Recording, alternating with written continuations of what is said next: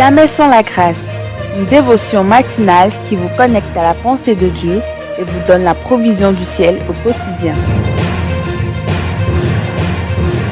Bonjour chers amis, chers internautes, nouvelle journée, nouvelle provision, bienvenue dans cette nouvelle dévotion, cette deuxième du jour d'ailleurs. Père, nous te bénissons, merci pour cette deuxième dévotion de cette semaine, que toute la gloire te soit donnée. Merci pour la valeur que tu nous accordes, la place que nous avons dans ton plan, mais aussi dans ton cœur, dans ta pensée.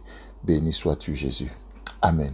Alors, chers amis, chers internautes, comme promis à tous ceux qui m'avaient écrit par rapport à ce passage, à ce verset, de combien, quelle est la limite entre la souveraineté de Dieu et le libre arbitre de l'homme et le choix de Dieu. Est-ce que l'homme n'est pas juste un pion que Dieu déplace à sa guise? De toutes les façons, il est souverain et il connaît l'histoire, il sait que le diable allait chuter, mais pourquoi il a créé quand même? En passant, Dieu n'a pas créé le diable, Dieu a créé Lucifer, un ange brillant, un ange de gloire, un ange de lumière. Et tout ce que Dieu fait est bon, est parfait. Mais malheureusement, lorsqu'on ne vit plus dans le caractère, dans la nature de Dieu, lorsqu'on ne s'accorde plus avec la pensée de Dieu qui nous a créés à son image et à sa ressemblance, qu'est-ce qui se passe? L'iniquité peut se retrouver dans nos cœurs. Je ne dis pas que le diable a été créé à l'image de Dieu, loin de là. Non, il n'y a que l'homme qui a eu ce privilège d'être créé à l'image de Dieu. C'est une grâce. C'est une grâce, vous savez. Et d'ailleurs, c'est ce que le diable a convoité. Il ne pouvait pas vivre dans le contentement. Alors, le psalmiste s'étonne. Le psalmiste s'étonne en disant, mais qu'est-ce que l'homme? Qu'est-ce que l'homme? Vous savez, on dit souvent, mais la vie ne vaut rien. Mais vous savez, rien ne vaut non plus la vie. L'homme ne vaut rien, c'est vrai. Mais laissez-moi vous dire que rien ne vaut l'homme. L'homme est à l'image de Dieu. Mais qu'est-ce que l'homme? Pour que tu te souviennes de lui. Qu'est-ce que l'homme? Qu'est-ce que le Fils de l'homme? Pour que tu prennes garde à lui, pour que tu fasses attention, pour que tu mesures les choses dans sa vie, pour que tu ne le laisses pas déborder, pour que tu ne laisses pas l'épreuve l'écraser. Mais qu'est-ce que le Fils de l'homme pour que tu prennes garde à lui? Et le verset continue en disant, mais tu l'as fait de peu inférieur à Dieu. Comme j'aime bien le dire, vous savez, l'homme naturel, le religieux va juste garder cet aspect peu inférieur. Il va dire, parce qu'il lit peu inférieur, il arrivera à la conclusion que l'homme n'est rien.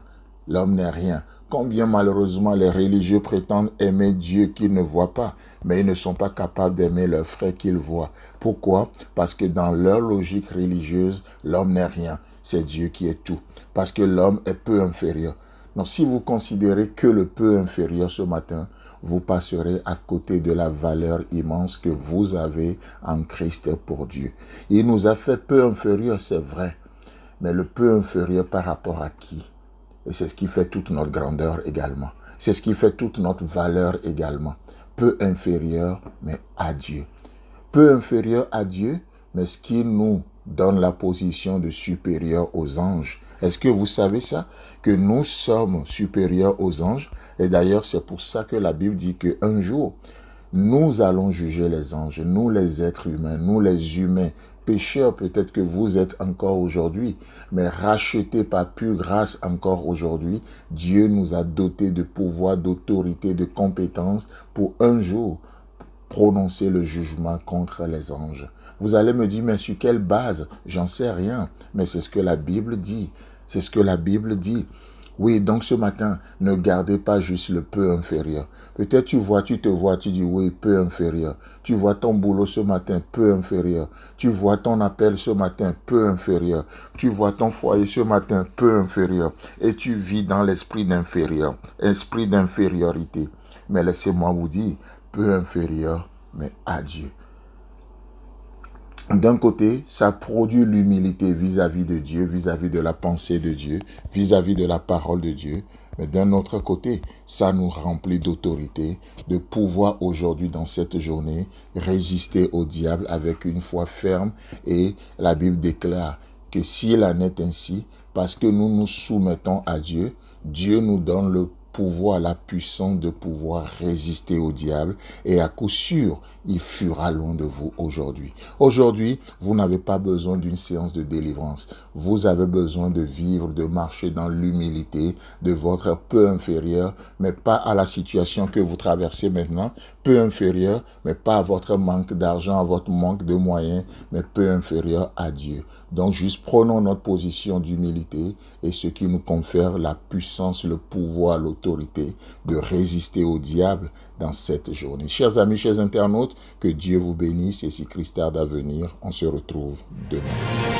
Si vous avez aimé cette émission, parlez-en à vos amis. Parlez-leur du message de la grâce et de ce qu'il fait dans vos vies. Pour un sujet de prière, une question ou pour devenir partenaire, contactez-nous au 00229 94 75 80 20. Que Dieu vous bénisse et à la prochaine. En attendant, pensez avec Dieu.